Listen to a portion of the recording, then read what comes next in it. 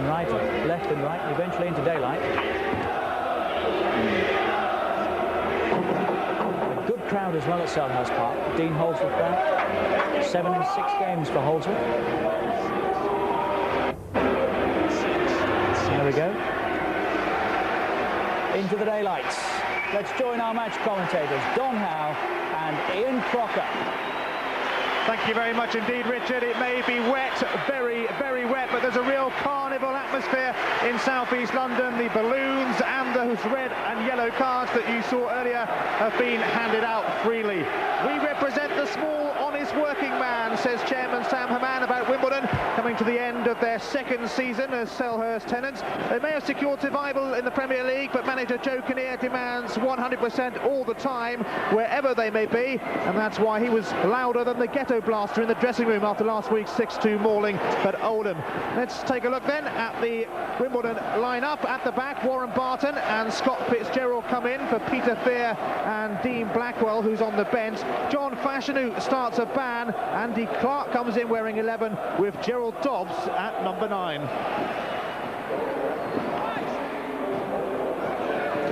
Well, Ian, I would say that looking at the setup there, obviously it's a system that they've used over this last kind of 6 years that's held them in good stead. The quality really is winning knockdowns. You know, they hit the ball directly in the channels, squeeze up behind those long balls and win the knockdowns. That's why people like Robbie Earle and Laurie Sánchez will be very important, especially Robbie Earle. He's one of the best attacking midfield players in the Premier Division. With Middlesbrough and Sheffield United winning and Oldham picking up a point in midweek, the Easter weekend could make or break Crystal Palace, now only 2 points off the drop zone, and they meet Borough here on Monday. They've treated today very much as an away game, spending lunchtime in a hotel, only arriving around 2 o'clock. Key men Chris Armstrong and Eric Young still banned, of course. There's one change from last week. Dean Gordon comes in for George Ndar at number 5. That's the only change on the team that drew with QPR. Well, here again, I suppose Eddie McGoldrick is the one who they move around a lot. And he's been playing sweeper for lots of games. He then plays outside right to play it. Today he's playing right back. But here again, it's in midfield. Jeff Thomas, who rates alongside Robbie Earle as perhaps 2 of the best attacking midfield players in the game. They both can get in the opponent's box, and when they get there, they can put it away. Although their goal-scoring record this season is not as good as it used to be.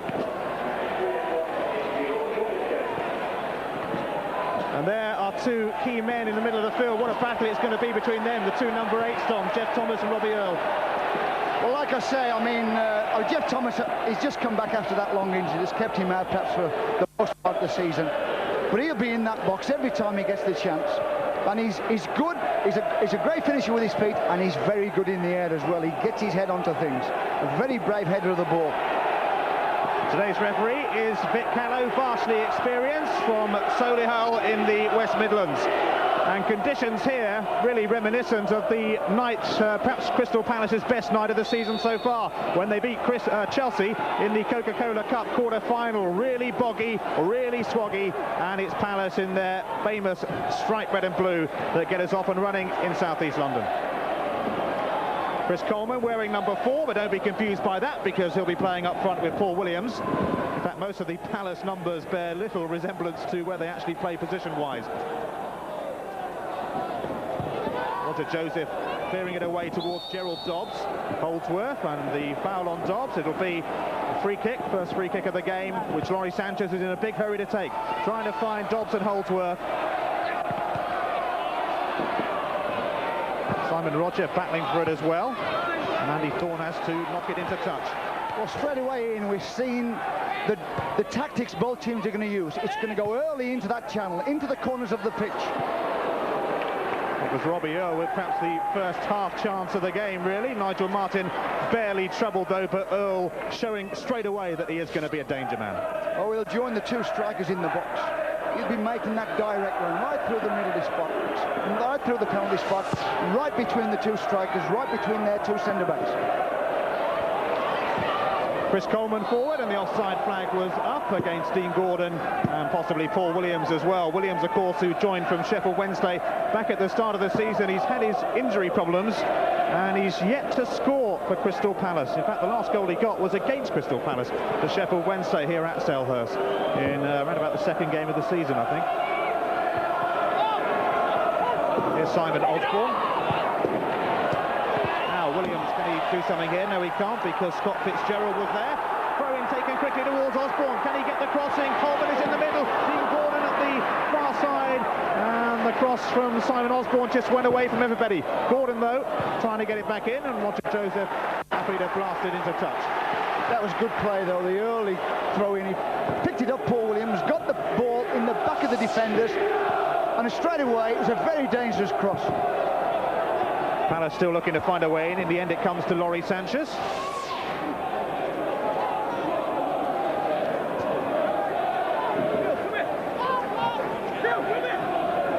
Andy Thorn leaving it for young Simon Rodger, just 21 years of age, Sussex born.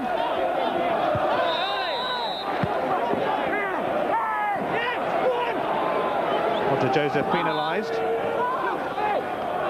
And it'll be Rodger to take this free kick, and this could be interesting for Palace. Big Andy Thorn going forward from the back, standing close to Coleman in that crowded edge of the penalty area, and it'll be Simon Rodger to send it in. Eventually. Same towards Dean Gordon, who got the header up, and always worth a go from that sort of distance in these slippery conditions, but Segers was equal to it. Yeah, but they did well, Wimbledon. They kept them out on the edge of the box. They didn't back in on that free kick, so the header had got to travel that 12 yards. Distance was keeping the ball well away from the goal. Now here's one for Paul Williams to chase, but the offside flag was up against him. Yeah, we're going to see plenty of that as well, Ian. We're going to get a lot of this squeezing up. Both teams use that tactic. Every time the ball travels away from their goal, they'll squeeze up behind it. Scott Fitzgerald then to take the free kick. Aimed towards Gerald Dobbs, who got sent off at Oldham last week, hoping for better luck this week. Coleman now, as he put Paul Williams through, that's going out of touch. Paul Williams in the thick of the early action, takes the throw in to Osborn, and that won't quite come off, and away for a Wimbledon goal kick.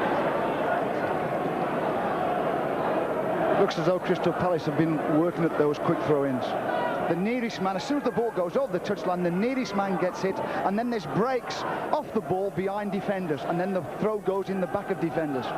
So Kinnear appointed as Wimbledon boss in January 1991 after a rather short Peter Wibb spell as boss here. And he's done a great job, hasn't he, along with Terry Barton, who also deserves a fair bit of praise, the assistant manager. McGoldrick there, and Andy Clarke almost got in. Nigel Martyn with a confident clearance.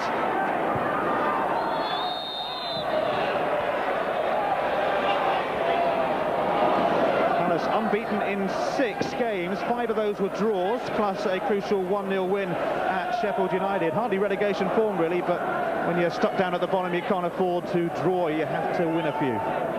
6 unbeaten, though, going into this one. Scott Fitzgerald, once again, will take the free kick, coming in for Dean Blackwell. It's come through the trainee ranks at Wimbledon. Aimed towards Dean Holdsworth, the goal machine. Now, can Dobbs find a way into the 6-yard box? No, he can't, because Andy Thorn was covering, and it'll be a corner. Wimbledon's first of the game. Andy Thorn, key figure for Crystal Palace. And this is where Crystal Palace have got to be well organised, because they do spend a lot of time on the dead ball situations, Wimbledon. It's going to be Neil Ardley to swing it in. Near post as well. Oh, and it's going to be Nigel Martyn. It's gone out again. And it's Martyn, I think, kept it in. Well, although he went over the line, Martyn, I think the ball always stayed just inside the pitch rather than outside the pitch. No, it was a close thing. Now Gordon knocking it down here for Chris Coleman. Support arriving from Simon Rodger. Jeff Thomas picking it up, but Robbie Earle is there to tidy up for Wimbledon. Now Rodger Joseph. Down the line for Gerald Dobbs to chase, and that stayed in, and Andy Thorn with an important sliding tackle. Rain still teeming down here in southeast London. Adding really to the carnival atmosphere.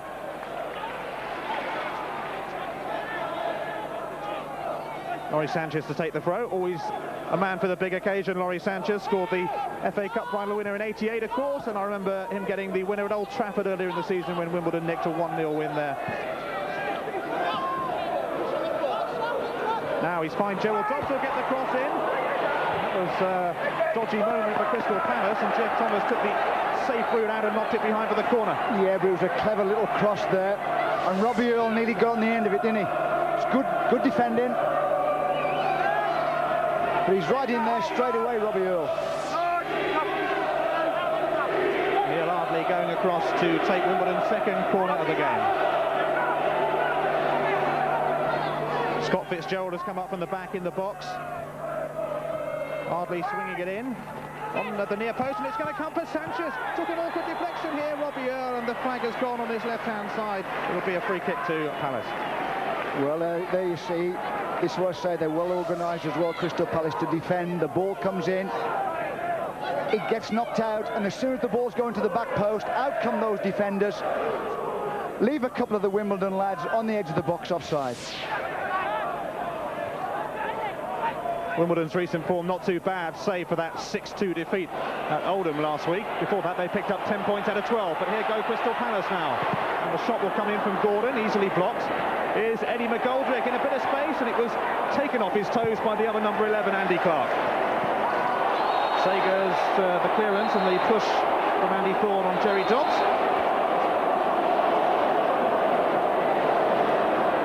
Andy Thorn already in the thick of the action, and no surprise really, up against his old club, of course. He was an FA Cup winner with Wimbledon in 1988, and that booked him a big money move to Newcastle United, and you can see what the fans think of it all the red and yellow cards that were dished out to them as they came through the turnstiles, and Sam Haman says it's all part of an Easter carnival atmosphere here as the speculative shot comes in from Jerry Dobbs. You were talking then about Andy Thorn. He's the back four general. He's the fellow who brings them out, knows when to play offside, knows when to push up. He's got a super defensive brain. He really knows how to play that position. He can get hold of the other three players who are playing alongside him and tell them when to push out, tell them when to stay. Always worth a go, I suppose, from Jerry Dobbs. McGoldrick got there ahead of Clarke. Osborn jumping with Warren Barton. Sánchez tidying up, and Fitzgerald trying to find Holdsworth. Good powerful header that by Richard Shaw, feeding Williams. Osborn, now Gareth Southgate well forward, and Fitzgerald covering.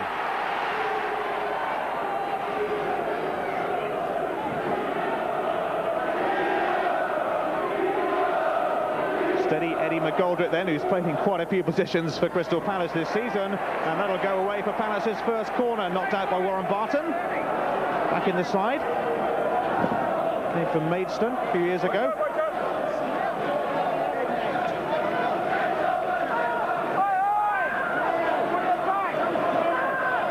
So can Palace do something with their inaugural corner of this South London derby? Simon Rodger takes it. Segers got some sort of punch onto it. It's knocked back goalwards. A right old melee in there, and eventually Hans Segers manages to grab hold of it. I think he may have taken a foot as well from Chris Coleman. They pat each other. Hans Segers, big lad, and favourite to get the Wimbledon Player of the Year award this season. He really has had a good time. We won't mention Oldham last week, did we? Yeah, he did well, but as the ball comes in, he doesn't punch it properly, does he? And then he has another attempt at it, never gets hold of it. Out of his hands, and makes a good recovery there as Chris Coleman comes in to finish it off. Now Andy Clarke at the other end. He can't find a way through though, and here's Simon Rodger, who's covering a lot of ground. Paul Williams will chase his. Good ball that. Williams now, support arriving from Chris Coleman. Williams turning inside, getting the shot in. And disappointing in the end, perhaps the sign of a man who has yet to score a goal for Crystal Palace. Yeah, but it was a good run by Paul Williams. As we said, the ball's in the channel, in the back of defenders. Off he goes. He's got a one-on-one in the box there. Tries to get onto his right foot. Scott Fitzgerald is very well. Drifted around the non-league in Essex to Paul Williams before joining Charlton, and then went to Sheffield Wednesday. There's Hans Segers, who started his career with his hometown club, PSV Eindhoven. Now Barton trying to put Neil Ardley through. Martyn, ever present this season for Crystal Palace, born in St Austell, Britain's first £1 million goalkeeper. Good kick as well. Rodger Joseph, though, with the chance to bring it away, blocked by Dean Gordon. Joseph, who played over 100 games for Brentford before joining Wimbledon, just after their cup final success 5 years ago.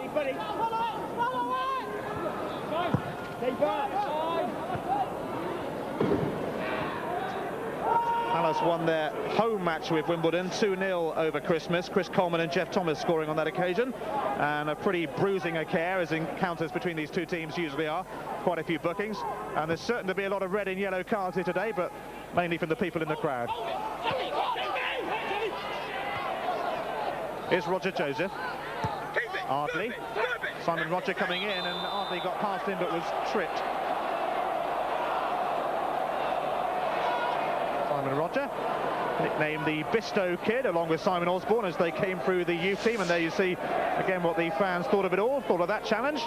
You can't afford to give too many free kicks away in this position, not against Wimbledon. They'll make one of them tell. This could be tricky towards Holdsworth, and it'll go for another Wimbledon corner, their third of the game. Richard Shaw taking a bit of a knock, but he'll be okay. Doesn't want to stay down in this mud for too long. I think he made a collision with Andy Thorn at the end. They both attacked it. Yeah. The two defenders collided with each other.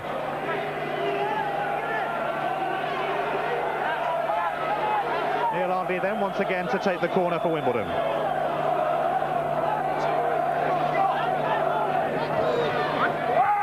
Towards the near post, it's knocked away. Dean Gordon might have well got the touch on that. Back towards Ardley though. And that's a good cross from Ardley. Andy Thorn was there just to slap it into touch. What a great bit of control from Ardley there. The ball came out the air and he took it down beautifully.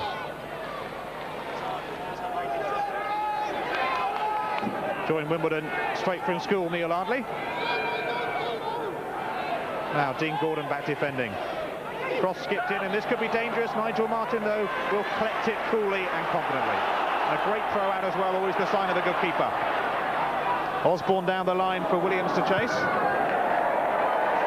Barton happy to blast it out into You're spot on there with the goalkeeper, Ian. I mean, that's what goalkeepers are about. Not only coming out and getting the ball and making the catch, but setting the counter-attack away straight away with a good throw. McGoldrick.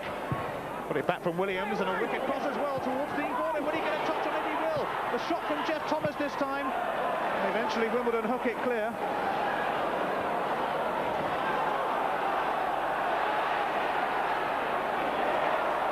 Now here's Paul Williams. Warren Barton can blast it out of touch. Well, on that last cross, Dean Gordon did absolutely great on that back post. He pulled it back, and in there was Jeff Thomas. Andy Clarke, who came from Barnet, has Barry Fry to thank for his success. Barry sent a video out of him to various clubs. He had a trial with Manchester United, actually, before joining the Dons.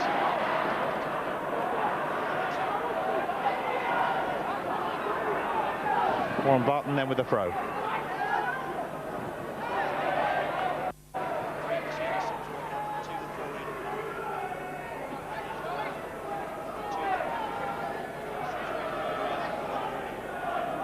Substitutes warming up early on for Crystal Palace. Grant Watts and John Humphrey on the bench for them today, as well as Martyn Thomas, of course, the reserve keeper, who's on loan from Birmingham City until the end of the season. So too Louis Donoghue, actually, but he hasn't figured yet in the first team setup.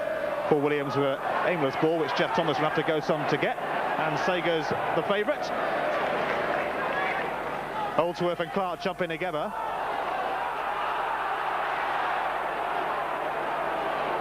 You can see both teams are going to compete for every ball in every area of the pitch. Even Jeff Thomas ran all the way through there to put Segers under pressure on his kick. Could be Palace under pressure now, although that's going out for a goal kick. Dean Holdsworth definitely won't get to it. What a great buy he has been, though, from Brentford. 15 goals so far this season. He's got 5 of Wimbledon's last 6. He cost £725,000 plus a couple of players, Detsy Krasinski and Mickey Bennett, a combined deal of £1 million in all. Simon Osborn should get to this, and does. A neat little skill there from Osborn. Jeff Thomas feeding Rodger. Dean Gordon. Disappointing from him. I think that's the first little bit of kind of midfield play we've seen, where one team's attempted to put it together, 3 or 4 passes on the run. Normally it's just straight forward, straight back in the channel. It's the 12th league meeting between these two teams. So far 2 have ended all square. Palace have won 6 and Wimbledon just 3.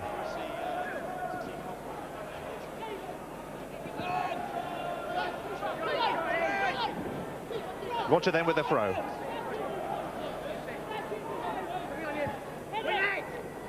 Joseph with the header. Now Ardley. Joseph will whack this, but only to Eddie McGoldrick. Fitzgerald now with an up and under. Again, McGoldrick is there. Important touch, not one of his better ones, but it took it away from Andy Clarke. The throw-in, though, goes the way of Wimbledon, much to the dismay of the Crystal Palace fans on that touchline. And there is Vinnie Jones, suspended, of course, from this game. How he would have loved to be out there in these sort of conditions as well in a London derby. Another corner to Wimbledon. Andy Clarke getting the better of that particular exchange with Simon Osborn.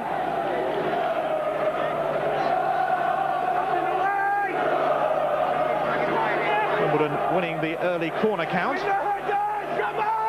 Neil Ardley has taken all of them. Scott Fitzgerald coming up from the back, and Warren Barton. Referee has spotted some pushing. Vic Callow in an excellent position. It was a silly time to give a foul away, because the ball dropped right on John Scales' head and he got a touch. It had been very dangerous to have to defend in that situation. You don't do that. You don't give silly fouls away in that area.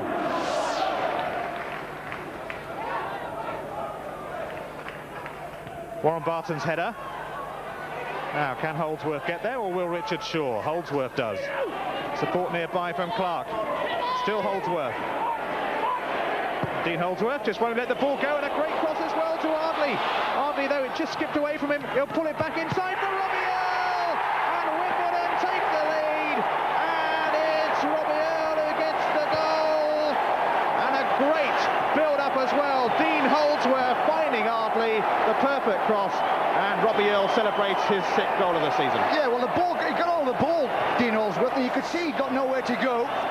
He turns inside, it's a lovely diagonal ball, and the left back's overcovered.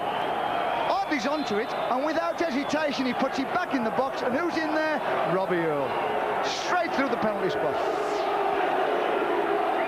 That's a lovely diagonal ball. The little left back's just over-covering a little bit. No trouble putting that away. A good technical header down into the corner.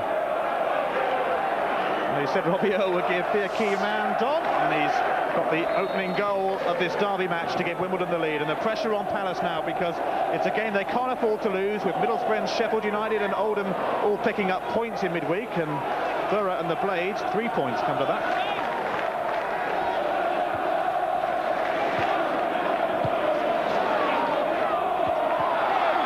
So Palace looking for a way back into it with Dean Gordon, and they'll win the throw.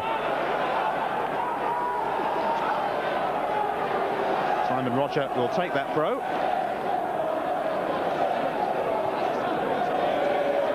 Now Coleman and the linesman flagging, and Coleman presumably was being held, and it'll be a free kick, and this is a useful position for Palace. That's right, and that's a silly free kick by Roger Joseph.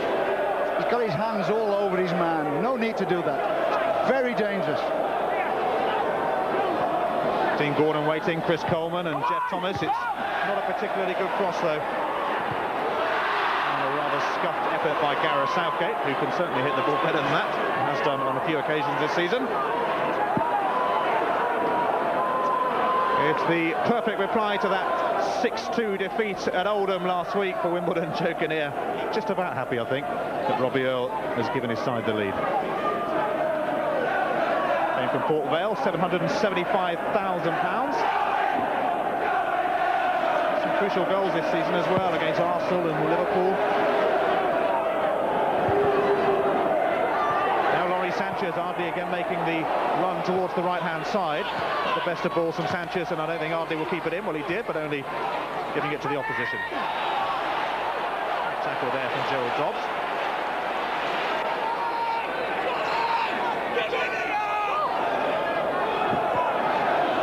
Dean Gordon, voted Young Palace Player of the Year in the 90 to 91 season.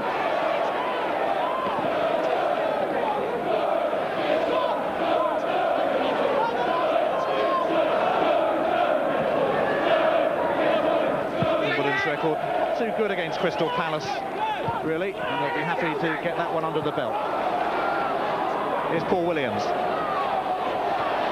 was shackled out of it though, managed to win it back, and here's the throw. Now they need a goal from Paul Williams, Crystal Palace, or from anybody come to that. Simon Osborn bobbed around awkwardly. Scott Fitzgerald with the up and under. Coleman with a flick on, easily cleared away from John Scales.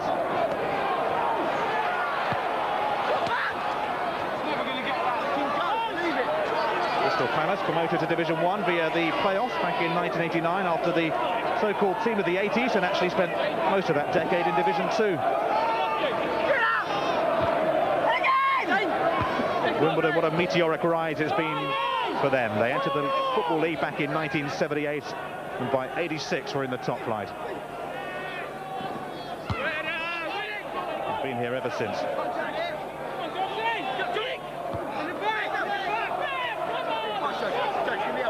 It's a bit of a stalemate, all those throw-ins down that side. But Wimbledon will play the percentages. They'll keep throwing it down that line. Now a chance for Palace to bring it away. That's not a good clearance though. And look who's there, Earle. Gerald Dobbs will chase this, so too Simon Rodger. And the cross came in from Sánchez towards Earle again, and Nigel Martyn has lost it, and it's been hooked in, and Wimbledon have a second goal, a scramble in the box, and Nigel Martyn lost the ball, and Dean Holdsworth celebrates, and it's all going terribly wrong for Crystal Palace, but it's all going brilliantly right for Wimbledon. That's a typical Wimbledon goal. John Scales plonked it into the corner of the pitch. There he goes, right into the corner of the pitch. Young Gerald Dobbs chases after it. Neil Ardley catches it, sticks it in. All the challenge on the goalkeeper, out of his hands. Dean Holdsworth tucks it away. A typical Wimbledon goal. So Crystal Palace now really in desperate trouble down at the bottom of the table, and this will encourage Sheffield United, who of course play tonight against Manchester City, and could well move above Palace. Dean Holdsworth then scoring yet again. He's now got 6 of Wimbledon's last 7.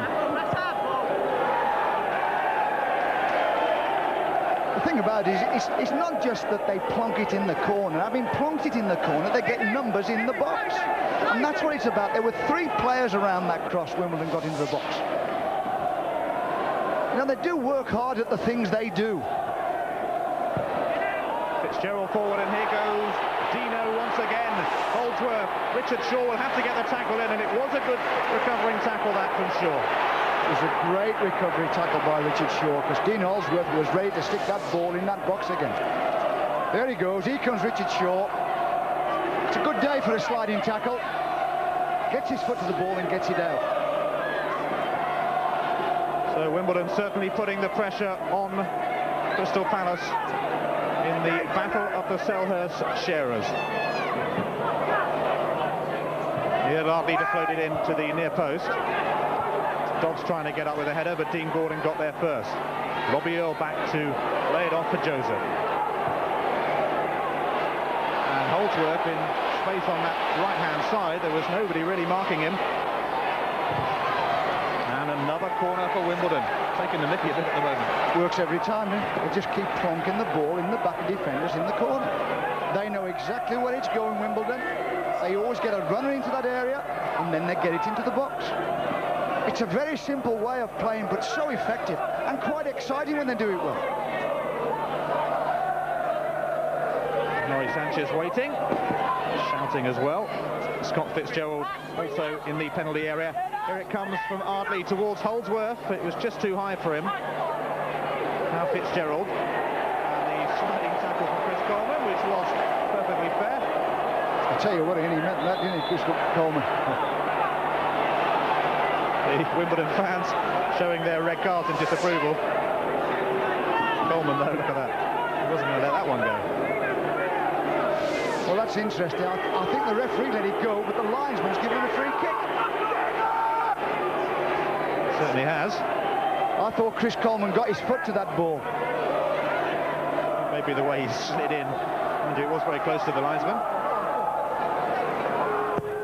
Ardley then whips it in. Nigel Martyn once more. And it will be whacked back in by Gerald Dobbs, but that won't count because the whistle had long gone for the challenge on Martyn. You wouldn't fancy the goalkeeper's job either, would you? It's a wet, slimy ball in those conditions, and you've got 3 or 4 Wimbledon players coming at you. You wouldn't fancy catching it, would you, Ian? And if he's going to punch it like he did then, he's got to get height on that punch. I don't think he'll be catching it much more after the second Wimbledon goal that Dean Holdsworth pounced on.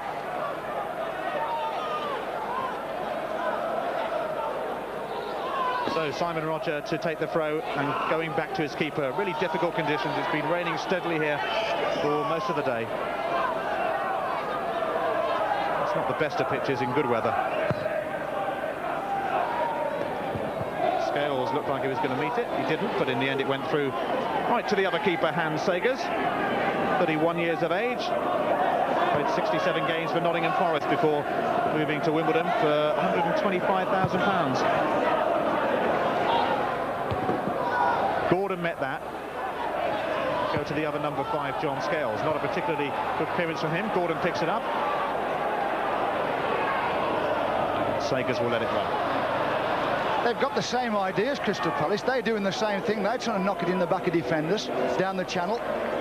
They're picking the wrong time, and they're not getting the right weight on the ball. You see, it's just not a case of knocking it there. It's a case of when it gets in the channel, is it going to slow down and stop so people can catch it? And in these conditions, it's got to virtually be precise. Well, Steve Coppell really does have problems. He was saying he thought his youngsters could get themselves out of trouble. At the moment, it's not looking that way in this game at least. 2-0 to Wimbledon. Robbie Earle in the thick of it once more. Dean Holdsworth and Richard Shaw will taste this one. Who will get there first? Dean Holdsworth will, but on this slippery surface, very greasy. His first touch, it went straight out. Well, I would think what Steve's doing, he's looking at his team here and thinking, well, how can we stop these balls coming forward? Obviously, he needs his front 4 players doing a lot more closing down. Don't let them hit these long balls at them. 2 matches here last season between the two teams, finished 1-1 and 3-2 to Crystal Palace. Sánchez penalised there. Ironically, all the Palace scorers in those games last season, Bright, Wright, Gray and Gabbiadini, all long gone from Selhurst Park. Richard Shaw to take the free kick. And this is the time when Crystal Palace really do need to hit back. Shaw taking his time towards Coleman. There's nobody on the right-hand side. Eddie McGoldrick coming and winning it as well from Andy Clarke. Support arriving from Osborn just behind him. To find its way to Osborn eventually in a roundabout way. Now Gareth Southgate. Portman clearing header from Fitzgerald, and here go Wimbledon once more with Neil Ardley, and they could catch Crystal Palace on the break. Ardley just slowing things down and finding Rodger Joseph. Joseph in towards Robbie Earle. Earle with a lovely header off that to Gerald Dobbs. Dobbs back in. Earle with a header. Great save from Nigel Martyn. And that must have shaved the post by millimetres. Well, he's in there again, Robbie Earle, isn't he? He's a super header and a great save by Martyn. Gets his right hand to the ball and just keeps it outside the post. It looks as though they might scramble it over and can't catch it, and goes out for a corner. Well, they really do need to pick up Robbie Earle in those sort of situations.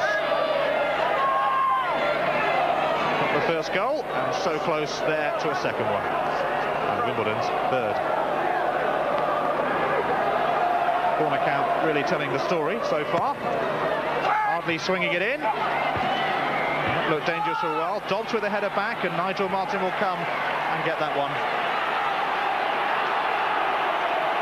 Well, Neil Ardley keeps dropping those corners right on John Scales' head. He gets little touches. They've got to defend that near post better at corners at Crystal Palace.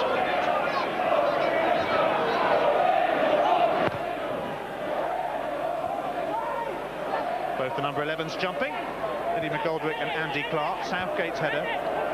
Warren Barton. It's a bit of head tennis. Simon Rodger now ought to be careful here because Neil Ardley was just behind him. Warren Barton, Crystal Palace fans urging Osborn to get a bit more involved.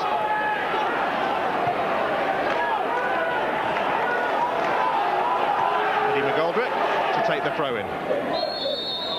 Coleman was fouled by Warren Barton.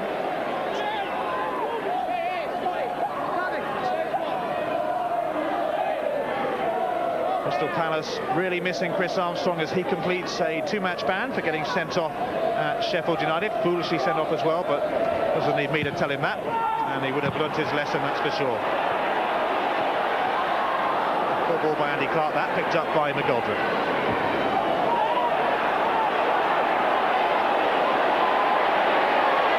Go Wimbledon once more with Clarke.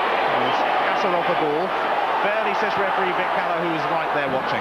Now Paul Williams, and suddenly Williams finds a bit of space and a terrific drive as well. And Segers got down to it well. The first time he's got himself in a better position into the centre of the pitch, Paul Williams. With a good left-footed shot there. Nice turn. Could have gone a little bit closer for me.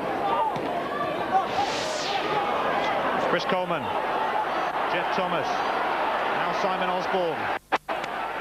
Can this be the start of something promising for Palace as they seek to find a way back into it? Williams. Well, he's jinking and twisting and turning past Warren Barton, who wasn't fooled by it all.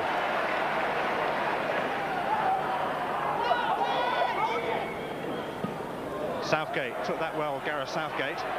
And he should get a nice cross in here towards Dean Gordon. Rodger Joseph was with him though. And here go Wimbledon once more. Cut out by Rodger. Southgate and Andy Clarke coming in, and Wimbledon just battling for everything a little bit more. Richard Shaw having a little bit of tussle there.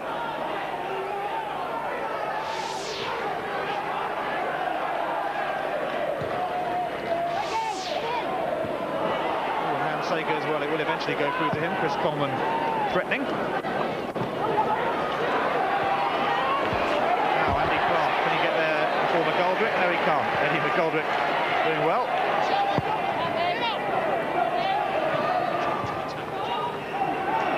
Now Gerald Dobbs, good ball to Neil Ardley.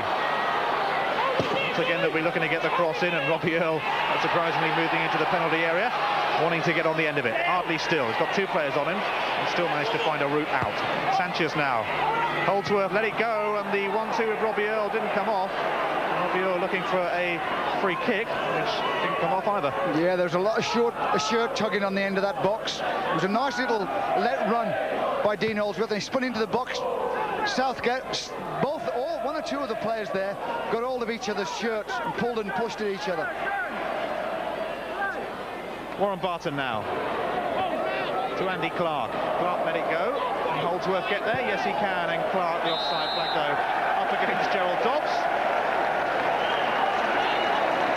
Quite rightly so. Andy Thorn towards Williams. Now Simon Osborn. Coleman and Gordon in the penalty area, but it won't get to either of them. It only goes to Rodger Joseph. Andy Thorn.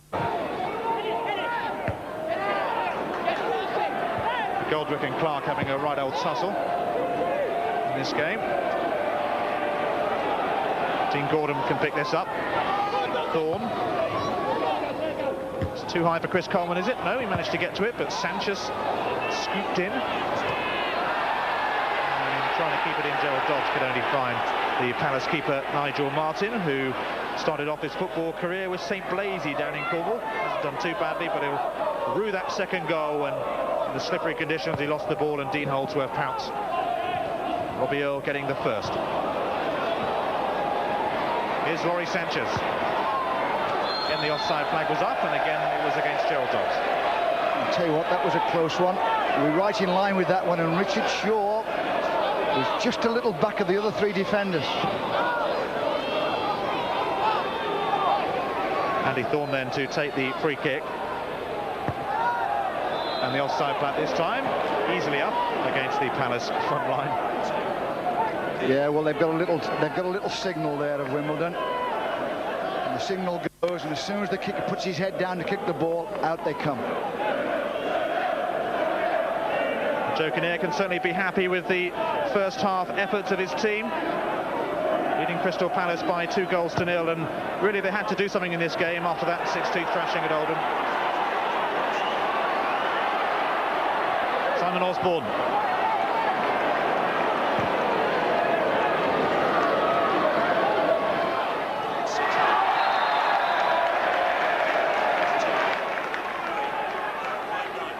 Dean Holdsworth, who got the second goal, got 38 for Brentford last season, a post-war record at Griffin Park that. Don't forget tonight, of course, on Sky Sports, Sheffield United against Manchester City. What a key game that is as well, particularly for the Blades, who could go above Palace if it stays as the way it is here. And then on Monday, Blackburn against Ipswich, who aren't out of trouble themselves, and Blackburn doing very well at the top. That's Monday at 7. McGoldrick's throw to Coleman. Won't find its way to Paul Williams. It does find its way to Osborn, though. Now Williams, he's onside. Gets the cross in towards Jeff Thomas. And out gains hand Segers. Gordon was waiting just behind him, so it was an important punch away. A great cross by Williams there. And Segers just got a touch, but it was enough. They go Palace once more, though, with the skipper Jeff Thomas. One of the many who came out of Crewe. Started his career at Rochdale, though. Dean Gordon just took it too far, and Andy Thorn has to knock it out for the throw. Here comes the cross. They tried to play offside, and he wasn't offside, Paul Williams. A lovely cross. Hans comes out and just gets a touch to it. Helps it on, out into space. Good goalkeeping. As I said earlier, he is the favourite to get the Player of the Year award this season at Wimbledon. Now Gareth Southgate. It's one for Williams to chase. Fitzgerald there as well, and he opts not to go back to the keeper, and probably wisely so in these conditions. Scott Fitzgerald, 23 years of age, made his debut against Tottenham Hotspur back in 1990 as a substitute.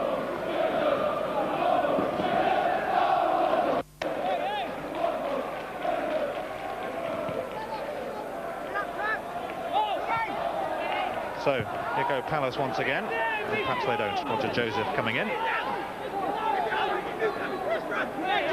Palace, who finished third in the 90-91 season. It was always going to be tough to follow that, and they couldn't, ending up 10th last season. And they've got a real relegation battle on their hands. Here goes Richard Shaw there, and he's going to have a pot. And the sting was just taken out by Laurie Sánchez.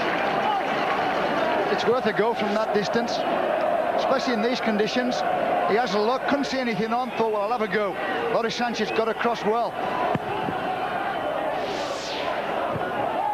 Southgate again, the flag was up. And that must have been a pretty tight one as well on Chris Coleman.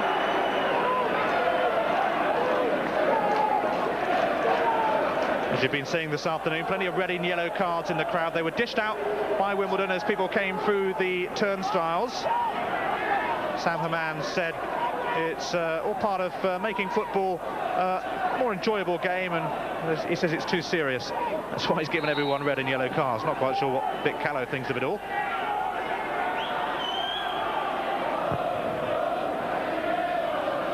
Robbie Earle with the flick on. Now, here go Palace once again with Simon Osborn. Paul Williams jinking around trying to stay in an onside position. It's a good cross as well, is it? No, it's not back by Scales. Knocked on by Sánchez. Now Southgate. And he'll win a corner for Crystal Palace, and that's a little boost for the Palace supporters. That's the difference between the two teams. They go on the attack, Crystal Palace, and if they create something, Jeff Thomas gets on his way, and he always gets picked up. In fact, it was Robbie Earle this time who picked him up. In general, it's been Laurie Sánchez. Now, when he goes the other end, Robbie Earle's going in free.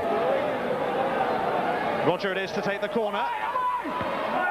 And the flag has gone up on the far side. So whatever happens here won't count. Yeah, as soon as you knock those corners towards the far post, they'll come out, they'll leave people inside that 6-yard box offside, and Chris Coleman is exactly there, he's offside.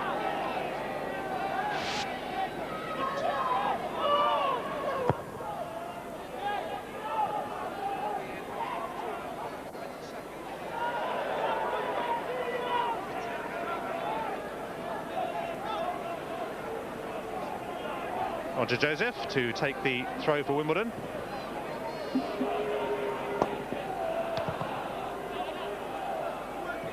Go out for another throw.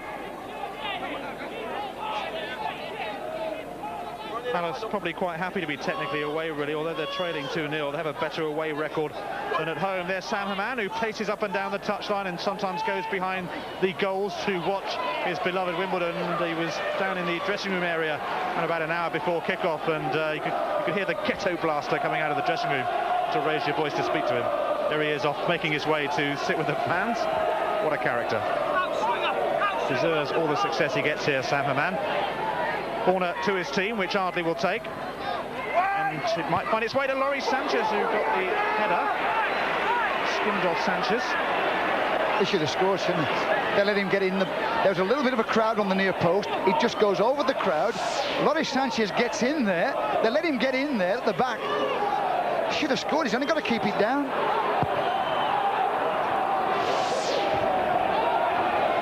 Holdsworth going for it. Richard Shaw getting there, and Holdsworth had his foot up. Free kick.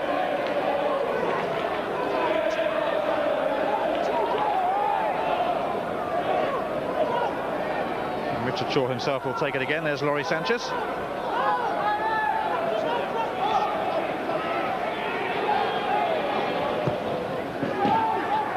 It's not a very good free kick though by Richard Shaw. Rodger trying to find a way back in. Here goes Ardley now for Wimbledon. Finding Holdsworth. Shaw coming across with the sliding tackle, and Rodger. Ardley can only give it straight back to Wimbledon. Andy Clarke on his own up front at the moment. Well, if he managed to connect properly on that, it would have been quite spectacular. But away it goes for the goal kick. They have had an outstanding first half, Wimbledon.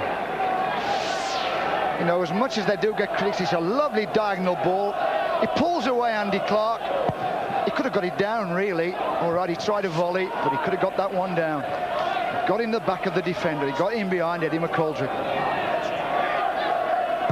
Came from Barnet, £150,000. Fitzgerald with the header. Coleman trying to get through and just took a little tumble. Barton chasing this. Simon Osborn wins the throw, which Eddie McGoldrick will take.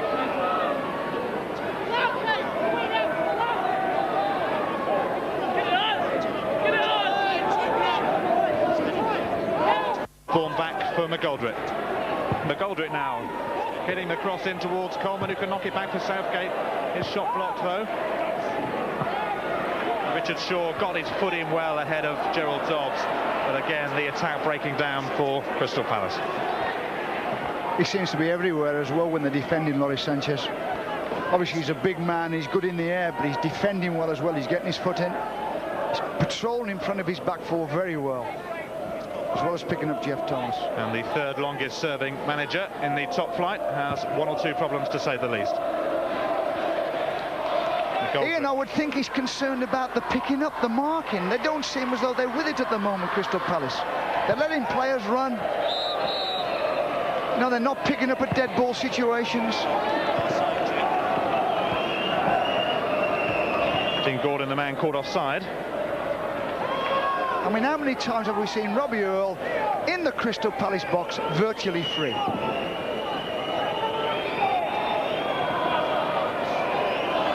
Probably be quite happy for the half-time team talk. There's Robbie Earle again, edging towards the edge of the Palace area. Fitzgerald then to take the free kick, taking his time over it. Eventually he gets around to it. And that's going to go right through to Nigel Martyn, who called well to Andy Thorn.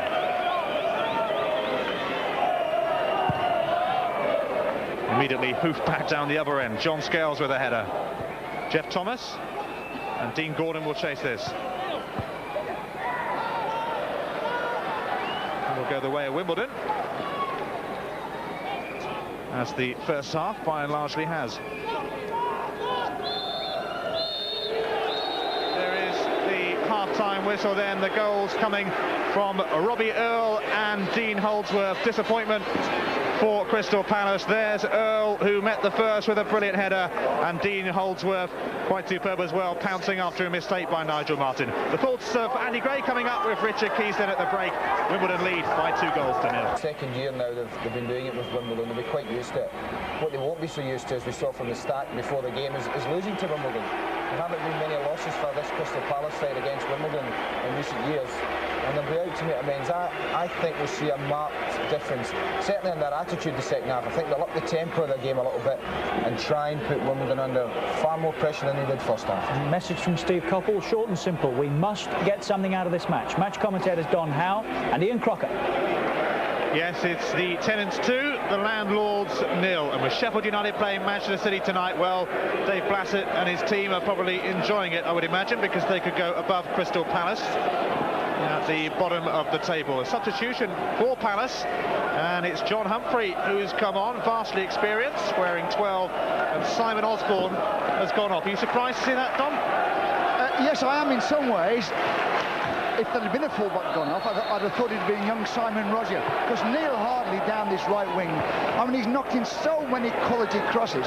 He needs somebody to play it in this left back spot. But it could be that there's an injury there. John Humphrey, who got injured in the last game on Sky Sports that Crystal Palace were featured in against Chelsea in a 1-1 draw. Palace have really got to start buzzing and going for it at the start of this second half. Chris Coleman. I've got to say this though, Ian, this is where he can play, Eddie McGoldrick. He's a good cross of the ball as well. Andy Clarke, that's cut out. Southgate trying to weave his way through the boggy middle of the park. Gets the free kick from Andy Clarke.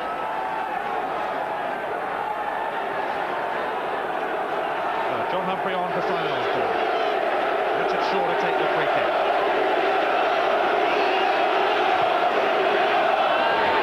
Towards Chris Coleman.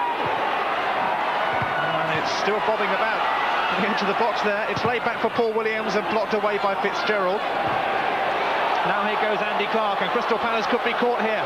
Clarke, I think he wants to do this by himself. He's got support from Holdsworth. He finds Dean Holdsworth. This must be 3, and it is Dean Holdsworth yet again.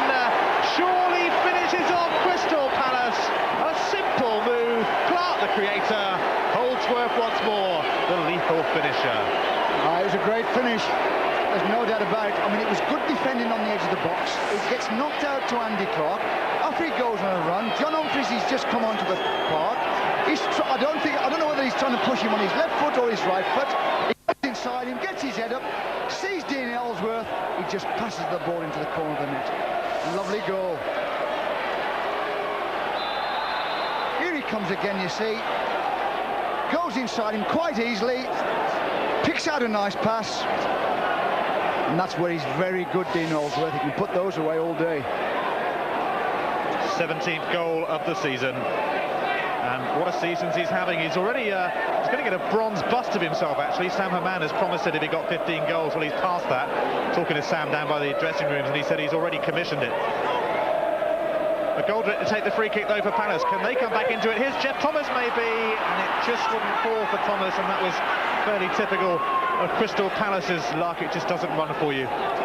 Yeah, it's quite surprising with Dean Holdsworth how well he's done since he's been at Wimbledon. He seems to fit into their way of doing things. There's that ball to the back post. Sánchez did quite well. And who's in there again? Jeff Thomas. But Dean Holdsworth, I was talking to Terry Barton, the Wimbledon coach. He said he's one of the best players he's seen in and around that box. Nigel Martyn with the hook clearance towards Dean Gordon. Well, we said Crystal Palace desperately needed a goal at the start of the second half. Unfortunately for them, there was a goal, but it went to Wimbledon. Dean Holdsworth, and Sam Haman already commissioned that bronze bust that he's promised him for getting 15 goals this season. Here's Neil Ardley, and Wimbledon storming forward once again. It's good recovery play though by Jeff Thomas, although he gave it away to Rodger Joseph. And the tackle by Simon Rodger, as Gerald Dobbs threatened. Rodger Joseph with the throw-in.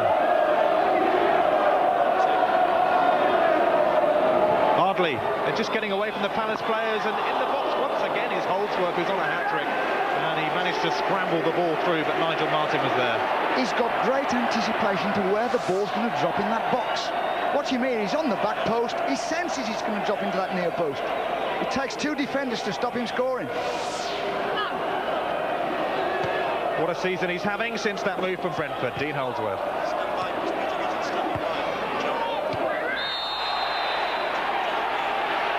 Let's join Peter Hutton, shall we, at pitch side for news of what's happening there. Bit of news from half-time. Dean Holdsworth had actually had treatment all the way through half-time. Holdsworth being worked on his back during half-time. Then he came out straight away and scored the goal. The Palace substitution, Osborn and Humphrey switching over. That a tactical substitution. No injury to Simon Osborn. OK, so John Humphrey on, Simon Osborn off. Dean Holdsworth, well, Steve Allen, the physio, obviously did a good job on him. But here go Palace now with the free kick, which eventually they will take. It's laid off for the shot to come in from Rodger. A great stop that from Segers. That's why he's the favourite for the Wimbledon Player of the Year. Yeah, but winning a cracking free kick by young Simon Rodger. He didn't half-tank that one. He did spot on. And Hans did exactly right. He just helped it on over the bar. Simon Rodger then with perhaps the best chance Crystal Palace have had. Corner whipped into the near post. Segers comes for it. Didn't get to it that time. Might have got just a neat little flick on it, but nothing too much. It's knocked back in by Richard Shaw. Coleman jumps. Southgate's in there as well. And now Andy Clarke. On the line, but Southgate had spotted where it was going. Unfortunately for him, he wellied it straight out of play. Gareth Southgate, who was injured his foot playing against Wimbledon back at Christmas in the Crystal Palace home match here, and was out for a few weeks. Powerful header by Clarke. Gordon, though, stabs it to Jeff Thomas. Now Sánchez, real workhorse for Wimbledon, Laurie Sánchez. Mind you, we've got 11 workhorses, really. Great spirit amongst the Wimbledon team, there always has been. And that's why they are safe and secure in the Premier League. Crystal Palace, though, in real trouble.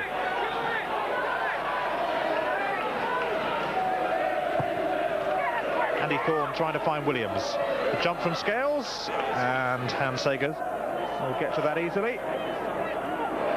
And really, Wimbledon do deserve their success. Sam Man having a chat with his great friend there, Vinnie Jones. He really is a character. I dare say he'll be toddling off round the side of the pitch to watch shortly.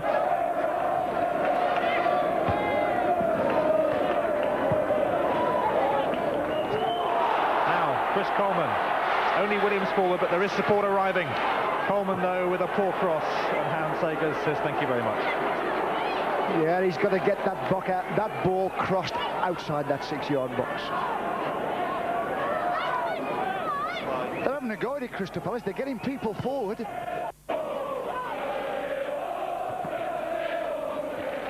Jeff Thomas and Robbie Earle almost clashing there, but not quite. And here goes Ardley now, under pressure from Simon Rodger. Can he get past him? He is at the moment. Plenty of pulling going on there. Got the cross in. Andy Thorn had to clear.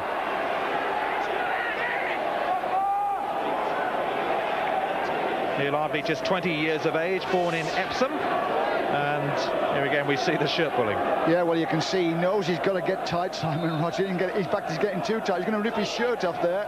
But he has got to stop him getting those crosses in.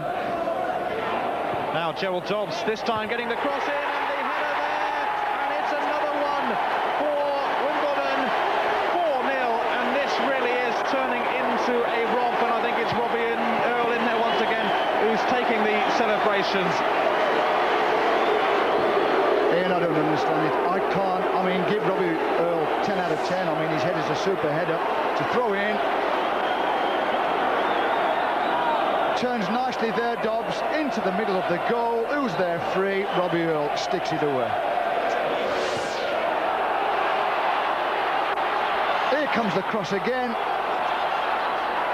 He doesn't miss those, I'll tell you. And here we go, Wimbledon once more with Dobbs getting the cross in, and Robbie Earle once again looking for it. Really is having quite some game, and Palace have not learned the lessons from when he got the first goal to when he got the fourth. Oh, afraid we've got to put it down to Gareth Southgate. He just ain't getting his job done properly. He should be picking up Robbie Earle. He should be covering him, especially when he goes in their box. Wimbledon have all bar 2 players forward. And it comes again, and Nigel Martyn was nowhere near getting that, and this time the header came in from Scott Fitzgerald up from the back. And unfortunately for Nigel Martyn, it wasn't on target. Well, I wonder if Wimbledon could have even imagined that scoreline in their wildest dreams. 4-0. They are missing big Eric Young at the back there. No, they are vulnerable to high balls into the box. No doubt about it, Crystal Palace. Barton won't keep that one in. They're also missing Chris Armstrong, of course, who is really proving by the fact that he's got this ban just how important he is to Crystal Palace's survival. Yeah, and they're also missing when they're defending a dead ball situation, because the lad comes back and picks up big players and copes with them. How Palace and how Chris Armstrong must rue sending off at Sheffield United, who will be looking to go above Crystal Palace in the Premier League against Manchester City tonight. Live on Sky Sports, of course. Double helping of top football on Good Friday, and here go Wimbledon again. It's Rodger Joseph steaming well forward. Challenge came in from Dean Gordon, but it was a fair one. And Simon Rodger can try and find Paul Williams, and does. Can Williams hook it in here for Chris Coleman? It's laid in, and Scott Fitzgerald got there as well. And the referee, Vic Callow, decides that it will be a goal kick. It came off Coleman.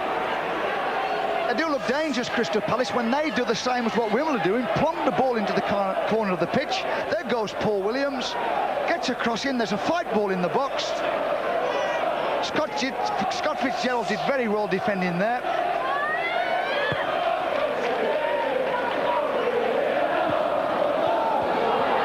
Wimbledon looking for even more. Andy Clarke this time. And Andy Clarke drills it. He's keen to get a goal. Well, they keep picking balls up and running at those defenders. I can't understand why Crystal Palace just don't get tighter. Look at the space he's got there as he picks that ball up. It can go any way he wants to go. Gets a cross on his left foot, which is his best foot, and gets his shot in.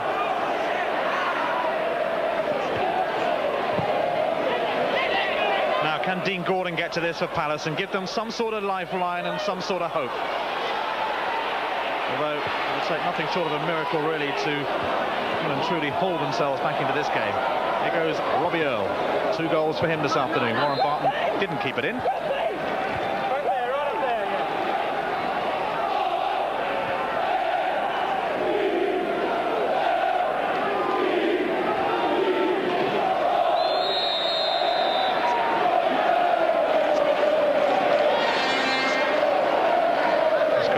Free kick, and there is a man who does have problems. 3rd longest serving boss in the top flight, and we'll be happy to see Chris Armstrong and Eric Young back. They finished their bans today, of course. How he needs them. Humphrey to take the free kick, and it might find its way to Cornwall, will it? No, Rodger Joseph can tidy things up for Wimbledon, trying to find Gerald Dobbs, and there's nobody for Palace on that left-hand side. Andy Clarke here in acres of space. Paul Williams decides he'll run across and try and get to him. Clarke skipping easily past Williams, though, and still going. Can he go all the way? No, he can't, because the challenge came in by Southgate.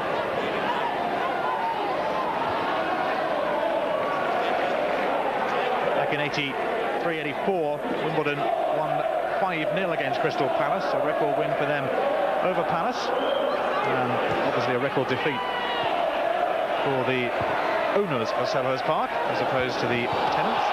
Here goes Gerald Dobbs. Foul on him, and it's turning a little bit nasty in there. Andy Thorn went in, and Gerald Dobbs appears to have taken a little bit of a knock, and Vic Callow will need to calm things down a bit and have words with Andy Thorn.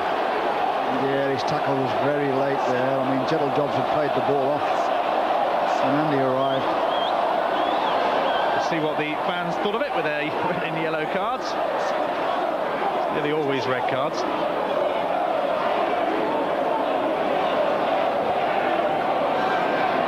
Vic Callow then taking the name of Andy Thorn. He goes into the book.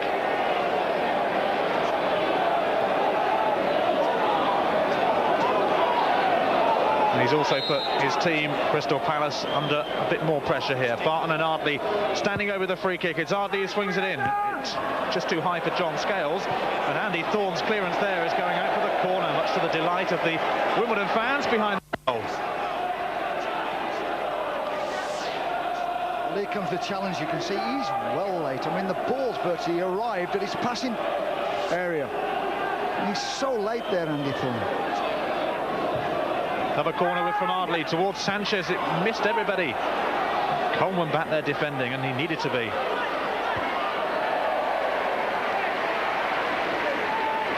Earle Dobbs with the challenge, and Dean Gordon there as well. Ball taking some time to be returned from the crowd. Eventually it will be. Well, Gerald Dobbs sent off at Oldham last week in that 6-2 nightmare. Wimbledon 6 days on, having a much better time with it. And Fitzgerald will easily find Segers.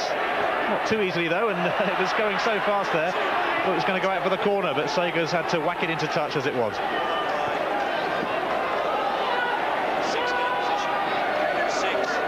Segers, oh so popular with the Wimbledon fans.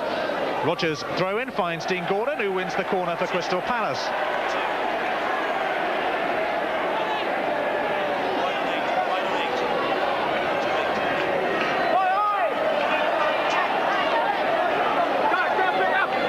McGoldrick will take it. In it comes, and across the face of the penalty area it goes. Simon Rodger knocking it back in. Dean Gordon in there as well. Was there a handball? There were half-hearted claims. Eddie McGoldrick can't even find a way through for Crystal Palace. Most of the claims coming from the supporters, though, not surprisingly, in increasing frustration. Dick Callow of Solihull, though, one of the most experienced referees in the business. Yeah, well, he bobbed about at that corner in and around. I think you'll find it's Warren Barton who comes and clears it in the end. I mean, if it did his hand, it was accidental. Didn't know too much about it. It's Nigel Martyn, who made his debut for England against the CIS in Moscow last year. It's not a bad kick either, but John Scales jumps highest. Robbie Earle and Jeff Thomas will go in for this one. Thomas easily getting there first. Now Williams. Dean Gordon. First time cross from Gordon. McGoldrick coming in, but it's going to be too far. McGoldrick having to jump over the barriers behind the goal, and another chance goes begging for Palace. Yeah, well, there's the difference, isn't it? You know, it's the difference of quality of crosses. Neil Hardley, I mean, he's got down this right wing. Every time he puts a cross in, people can get on the end of it. Every time Crystal Palace get into the crossing area, it's either too close to the goalkeeper or it's too long. It's not on the spot.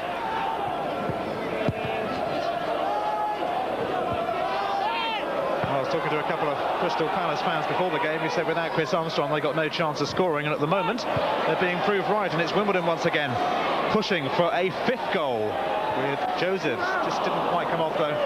Gerald Dobbs trying to find a way through, and Nigel Martyn now feeding Dean Gordon. Gordon though running into a bit of bother in the shape of Rodger Joseph. Throw goes Palace's way. Simon Rodger to take it. Gordon looking for it. Same towards Coleman, who skimmed it on nicely to Gordon. Palace will do well. They're just being shackled every time they get the ball. Paul Williams though wins the throw. Taken quickly by Coleman to Williams. But John Scales is covering and will probably go out of play. Indeed it does. John Scales linked with a move to Liverpool earlier in the season, and I wonder if Wimbledon will be able to hang on to him during these summer months. They've had to sell some very good players over the years, of course, to survive. Terry Phelan, Keith Curl, you think of, and a few legs flailing in there. The outcome of it being, the referee might well give a drop ball here, actually. Indeed he will. Yeah, there wasn't a foul there. It's just a kind of scrimmage where the ball got stuck between Rodger Joseph's legs. Simon Rodger finds Southgate. Southgate going towards the most crowded side of Wimbledon players of that particular area. Andy Thorn jumping well, but only giving it straight to Earle, who's like a man possessed this afternoon. Holdsworth to Clarke, and now Warren Barton. out by Humphrey. Southgate finding Coleman. McGoldrick suddenly discovered that he had a bit of space, Eddie McGoldrick. And he'll hope to use it wisely.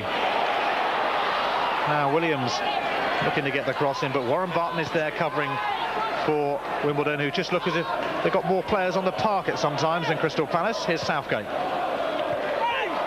Williams once again, and it's blocked by Scott Fitzgerald. And Barton can welly it towards Dean Holdsworth. 2 goals for Holdsworth and 2 for Robbie Earle. He's gone down and he's going to need a little bit more treatment from Steve Allen, Wimbledon physio.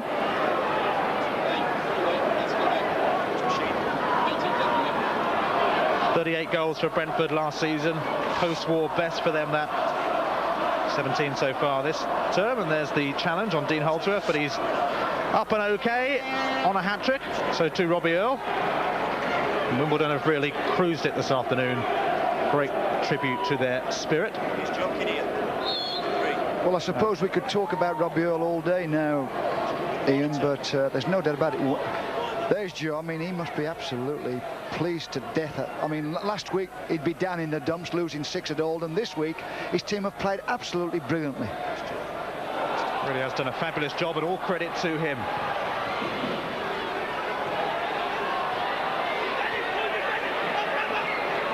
Scales. Challenge came in on him, and it was an unfair one by Chris Coleman. Free kick Wimbledon. I know Wimbledon worked very hard at the training this week. I know for the fact they didn't even have a day off. I think they were so upset with last week's defeat at Oldham that they got to grip of the players, and they've worked hard at it, and obviously it's paying dividends. As you can see, the rain still teeming down in South East London, as it has been for most of the day. Wimbledon, though, just love a good old scrap in the mud, don't they? That'll be hoofed clear by Rodger. Scales jumping. Almost went on top of the stand, that one. Throw to Wimbledon there. Neil Ardley might well leave it for Roger Joseph. In fact, the referee has spotted that the linesman's flag was up, and it'll be a free kick to Palace. But coming back to Robbie Earle, he's not only that he can score goals. I mean, he's up and down. His stamina is absolutely brilliant, and he never stops talking to his teammates. I mean, in this form, you'd pick him for England, wouldn't you? I mean, he really is outstanding. Well, Sam Haman says in his programme notes that Dean Holdsworth would be playing for England if he wasn't a Wimbledon player. Says they all get overlooked down here, and they do have a lot of young talent as well. They are an easy target for a lot of people in football, but they have done well, and that's a useful looking cross for Crystal Palace though this time. And will it be scrambled in by McGoldrick, who was deep inside the penalty area? Away it goes for a Crystal Palace corner. He would have banged on Eddie banging that one in, but it just wasn't running. He made a mess of that, Warren Barton. Never really got hold of it, and he dropped to McGoldrick. Had half a chance. Another corner though, which Simon Rodger races across to take. Palace 4 behind on corners and 4 behind on goals. Segers comes and gets a finger to almost look like. Dean Gordon. Gordon doing well. He'll get the cross in, and that's a neat one. Hooked away. It's Holdsworth, I think, back defending on that occasion for Wimbledon. Doing the business at both ends. Coleman laying it off, and there is Holdsworth once again to clear. It's all over the park. John Humphrey under pressure from Andy Clarke, and he had to belt it out.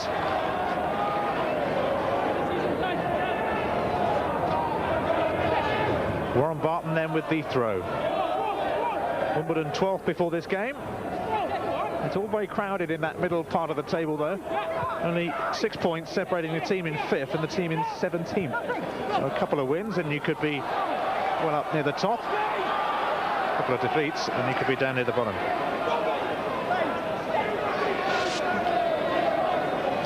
Well, here comes the cross, and Warren Barton makes a mess of it, and it's his best foot, his right foot. And McGoldrick tries to get on the end of it, doesn't get the kindness of the bounce, and pulls it just wide of the goal.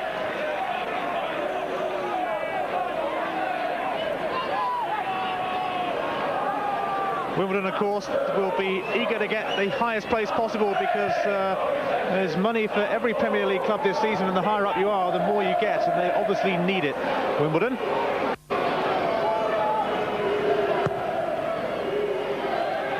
Coming to the end of their second season as Selhurst Park tenants. They're hoping for a move back into the London borough of Martyn within the next couple of years or so.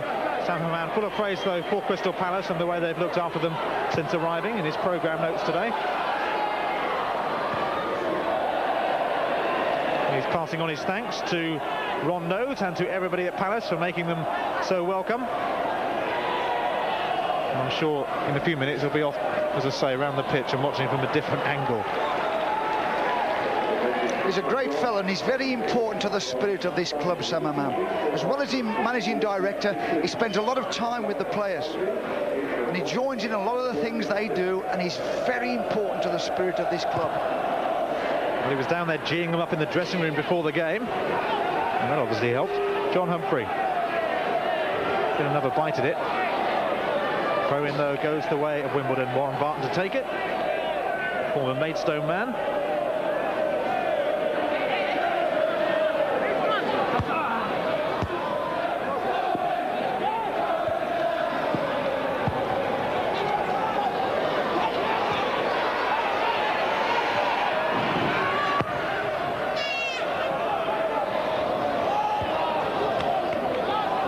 Crystal Palace at least get a goal that would, I suppose, give them just a little bit of confidence in the run into relegation. Don't forget tonight, of course, at 6:45 on Sky Sports, another important match at the bottom, Sheffield United against Manchester City. And then on Monday at 7 o'clock, Blackburn Rovers against Ipswich, who have bombed considerably lately and are definitely not out of the relegation woods just yet.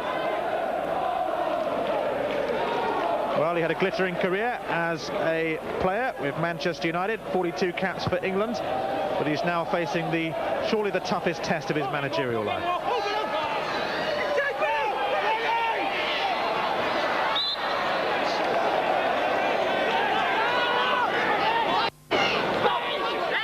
Paul Williams, who started in non-league football, drifting around Essex, bit of a West Ham fan by all accounts, but he started off at Charlton. His professional career, that is. And here go Wimbledon steaming once more with Scales through the middle, setting up Neil Ardley. Ardley's on his own on this right-hand side at the moment. He'll get the shot in. Nigel Martyn gets down to it. They do that ever so well, the two Wimbledon wingers.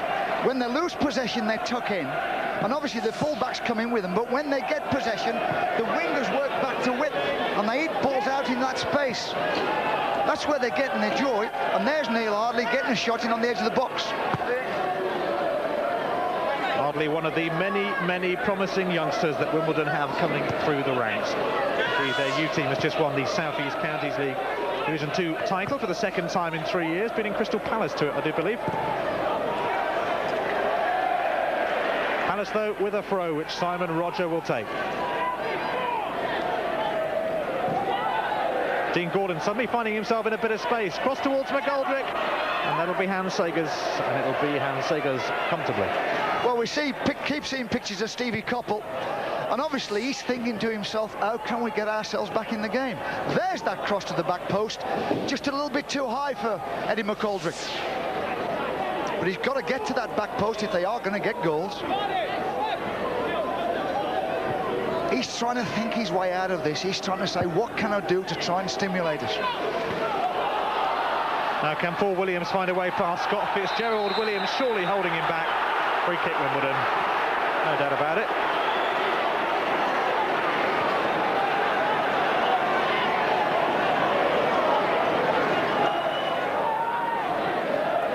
And Segers brought as a replacement for Dave Besson. Of course, let's get the touchline view, shall we, from Peter Hutton. Just a moment down here that raised a smile. The Wimbledon fans chanting, Joey, Joey, give us the score to Joe Kinnear. Joe Kinnear looked at his fingers, tried to count up how many they'd scored and said he couldn't work it out, it was too many. But he couldn't work it out at Oldham last week either. Great turnaround in the fortunes of Wimbledon, but typical of them to bounce back in such style. And this ball is almost making its way right up to our position on the television gantry. Just bounces away.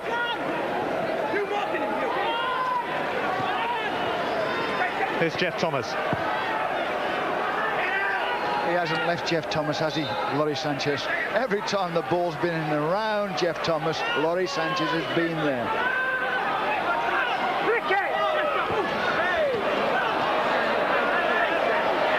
Influential captain. Played 9 times for England before losing his place. He never lost, though, playing for his country. Former apprentice electrician.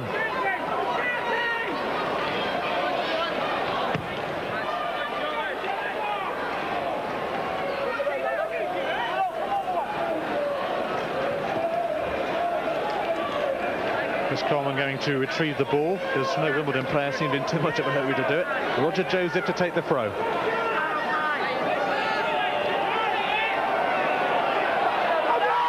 Joseph taking his time, and that's annoying the Crystal Palace fans sitting just behind him.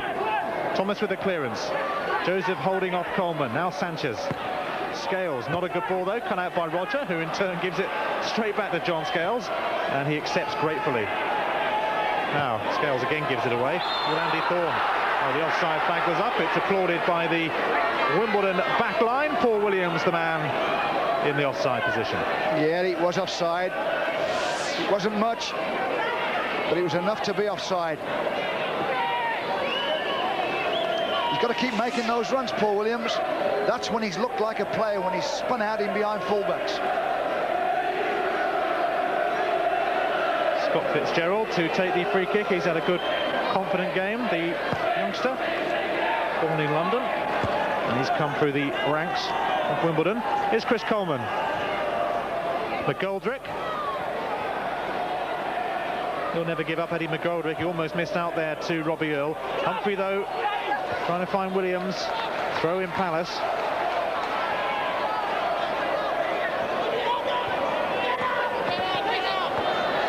Now Humphrey.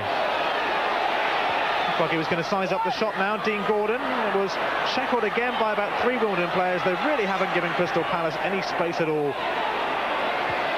McGoldrick. Here's Southgate. McGoldrick went for the return. That was neat. The best move that from Crystal Palace, or the best bit of passing we've seen for some time, and sadly, rather typical of their fortunes, the cross was wasted. It's typical of the quality of their crosses. I mean, they did well there. I mean, Wimbledon are holding the box very well and defending there. But Eddie McGoldrick makes a lovely run into the outside right spot. Now he's got them. All he's got to do is put it in behind those defenders. And for some unknown reason, he lifts it up behind the bar. Eddie McGoldrick, who played in the non-league before joining Northampton and then Palace. Republic of Ireland international. Here's Williams. Richard Shaw. Williams going for the return. Now, can he spring something? He's got room for the shot here. Paul Williams, terrifically drilled shot as well. Once again, though, Hans Segers was there to deny him. Yeah, but he made himself some space because he made that little angle run out in behind fullback. Picks the ball up, goes inside the defender and got a cracking left foot shot on target. The ball has gone straight down the other end to Nigel Martyn, who again is going to aim it towards Hans Segers, and once more the offside flag was up. Dean Gordon just slipping there on this treacherous surface. The rain, if anything, getting harder as the afternoon progressed. Hardly the best of Easter weather in London town. Dean Gordon, who is just 20 years of age, local boy, born in Thornton Heath in Surrey. Voted Palace Young Player of the Year in the 1991 season. Such was the promise he showed them. Replaced George Ndar today. Fitzgerald now lobbing one in. Richard Shaw with a clearance. Sánchez, not the good headed by Laurie Sánchez. He recovered to get to it. Palace can bring it away. Williams. Coleman looking for it down the middle. This is what Paul Williams is good at, running defenders. He lays it off though. Will find its way to Southgate, and Southgate is robbed by John Scales. Imposing presence in the Wimbledon defence. Yeah, he can't get it together, can he, today, Gareth Southgate? He hasn't defended well, and he hasn't attacked well either. Well, Tottenham Hotspur got 5 goals today. Can Wimbledon, in the few minutes that remain here, go for a 5th?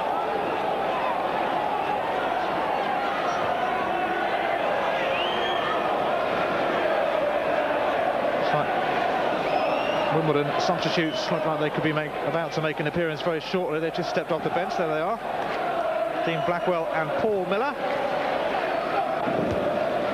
Well, one's a centre-back and one's a front player. Both young boys. Good futures in front of them. Now Clarke looking to get the cross in, and he did. Too close to Nigel Martyn.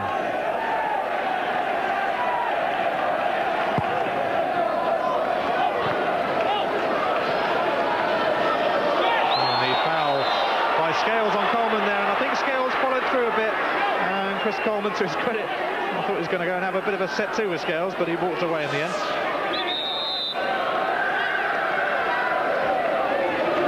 There was the challenge, and substitutions being made by Wimbledon. Dean Holdsworth is going off, and so too Andy Clarke, and Holdsworth gets a round of applause from not only the Wimbledon fans, but quite a few of the Palace fans as well. Well, Paul Miller will go up front. I don't know where Dean Blackwell's going to play. I don't think Wimbledon will care where he plays at the moment. Well, he's a centre-back, a good one. Richard Shaw then, as Palace look for a consolation. It's knocked on, and the header will come in from Dean Gordon, and away for the goal kick, and Gordon felt that it came off a Wimbledon player. See the weather conditions here in South East London. Well, it's a nice cross to the back post. Andy Thorn does well. Knocks it back into the box. Yeah, that came off Rodger Joseph at the end of it. That's a corner, which they don't get. When you're struggling, and just look at the conditions here at Selhurst Park, and it's been played in those conditions throughout the afternoon. It was raining for a good few hours before kick-off as well. It's not been easy, but it has been the sort of weather that Wimbledon just love. And here's Neil Ardley now looking for that 5th goal. Earle with a lob in, and that was a bit tricky. The flag was up though, so it wouldn't have counted had it looped in. Let's join Peter Hutton, shall we, for some news about those substitutions on the touchline, Peter? Yeah, just to confirm, there isn't any serious knock to either Dean Holdsworth or to Andy Clarke. It was more a case of giving a substitute to run out and letting both Holdsworth and Clarke get out of the rain. They didn't hang around on the bench at all. They went straight down into the dressing room and got out of the way. You can't blame him for that. Now here's Chris Coleman, though, with a chance of a consolation, and it skipped over Segers' crossbar. Again, Coleman claiming it came off a Wimbledon foot last, and he's rushing towards Vic Callow. Here it is again. Gets there, Scott Fitzgerald again. I mean, that lad's only just come back into the team. He's had a great return to the ground, Scott Fitzgerald. He really has. I mean, he's another one. He's got a terrific football brain.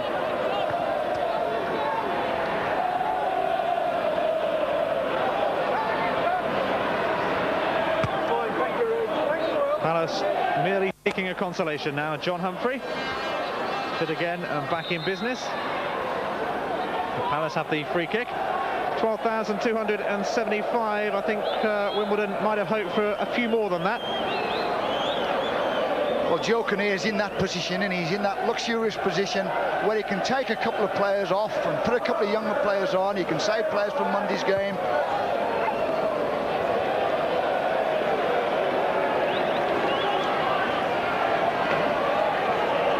Wimbledon, who play Chelsea, all teamed on Easter Monday, and yet another London derby. They don't have to travel much this particular Easter. But Chelsea gave them their biggest crowd of the season here, back over Christmas. It hasn't been better today. Earle, he was getting his shirt pulled, but he still managed to find Neil Ardley. Ardley with a great cross in, but Nigel Martyn will get to that one. Here's Eddie McGoldrick then. He doesn't give up running. Williams.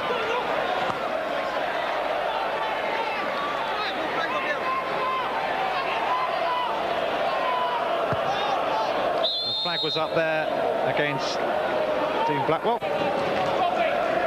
Well, he's put Dean Blackwell up there. And normally he's a centre-back.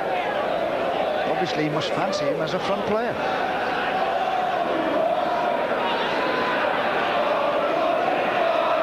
Crystal Palace, of course, often falls to play people out of position. In fact, I don't think a game's gone by when they haven't done this season. Steve Coppell has had that misfortune. It's happened again today. John Humphrey whacking it in, though, towards Chris Coleman. Now will it fall for Coleman? And he still can't find a way past Segers.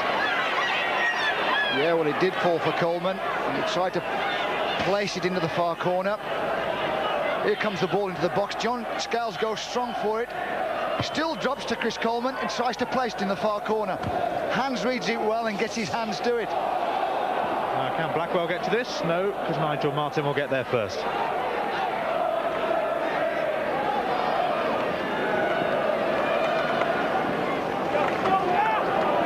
Nigel Martyn coming well out of his goal.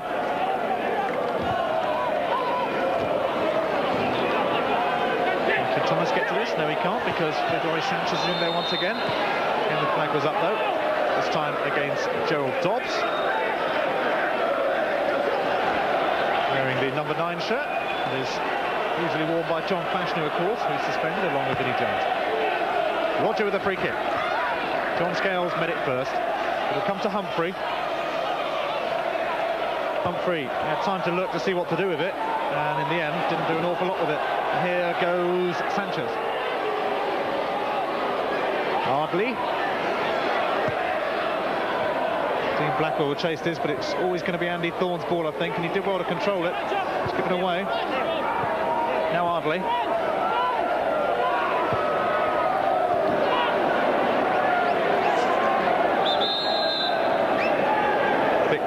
Looking at his watch and seeing how long we have left to go, and Palace are making another substitution, and Grant Watts is coming on, and the person who's going off, nobody making too much of a move yet. I think it's Andy Thorn. Yeah. Yep. No, it isn't Andy Thorn. He started walking over, but Palace can't quite decide yet who they want to bring off, I think. Well, Andy Thorn's holding his hamstring. He's got a bit of a problem there, his right hamstring. And just total confusion, and they can't bring Grant Watts on now. The referee has started taking the throw, and in the end Palace do decide that they want to bring Andy Thorn off. Amid total confusion, referee Vic Callow finally allows it. Grant Watts will come on, and Andy Thorn, the former Wimbledon man up against his old team today, goes off. The Wimbledon fans, though, giving him a bit of applause as well. And a few red cards come of that. So Grant Watts, the youngster, member of the Youth Cup side that got to the FA Youth Cup final last season, losing to Manchester United, broke into the first team this term and scored, of course, against Chelsea in that famous Coca-Cola quarter-final cup night here. Free kick to Crystal Palace. Eddie McGoldrick will take it.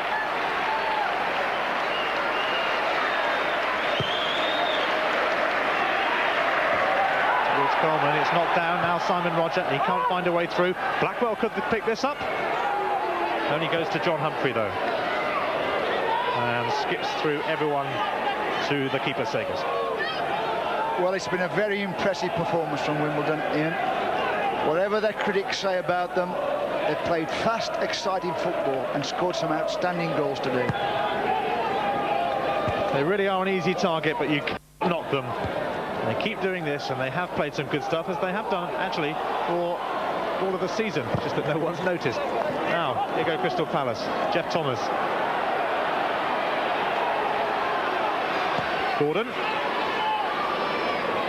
Well, the Palace fans frustrated at the scoreline and frustrated by the fact that they're going to be deeper in it if Sheffield United win tonight. Here's Southgate, though, looking for the consolation, and that's never going to find its way past the keeper. They've got it right, Wimbledon, you see, and I think a lot of people, yeah, he could have knocked that ball out to the right wing, Darren Southgate.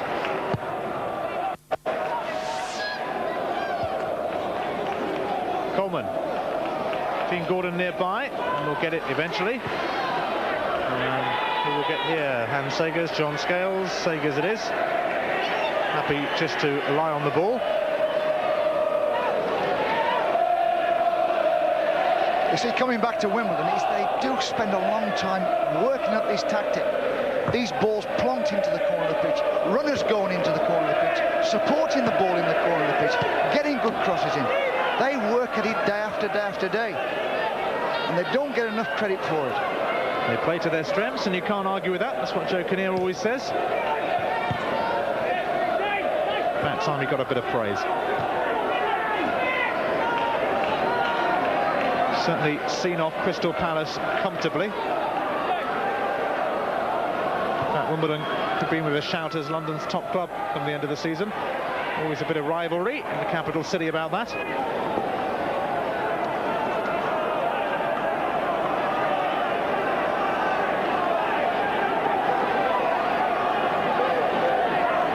Groundsman will have his work cut out here after this game and in the next couple of days to get it fit again for Crystal Palace's match with Middlesbrough. What a crucial one that will be on Easter Monday. Here's Miller, Sánchez, Barton. Paul Miller will run after that. He might just get to it. Indeed he does. Good play that by Paul Miller.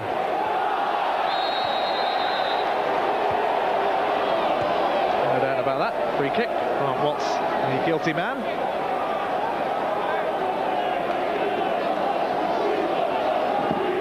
John Scales has come up from the back, just moving into the box there.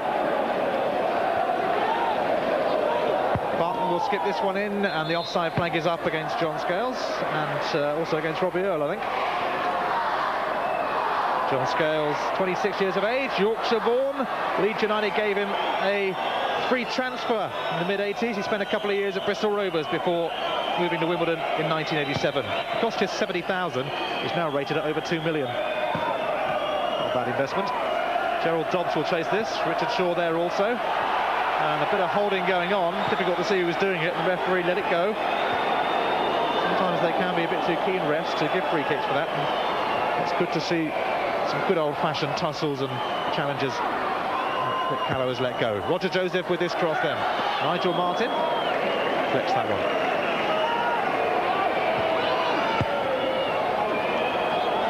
Here's Grant Watts. Sign of the future, I guess, at Crystal Palace, and it really should be promising because they, like Wimbledon, have got some good kids coming through. Coppell's kids. Here's Sánchez. Chris Coleman will try and block this, but this game really long gone for Palace.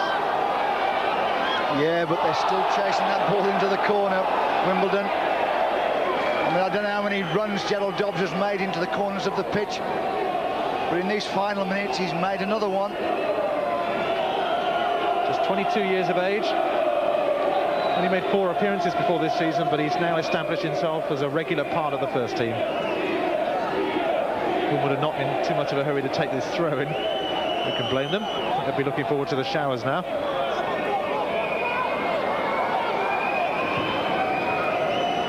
Barton managed to get the cross in, but it went straight out of play. It was tight on that touchline.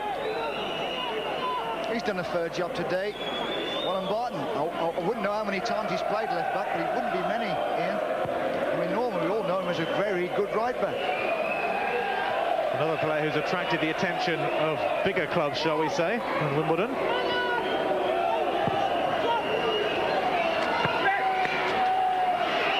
Wimbledon stand for the small, honest, hard-working man, Sam Herman says.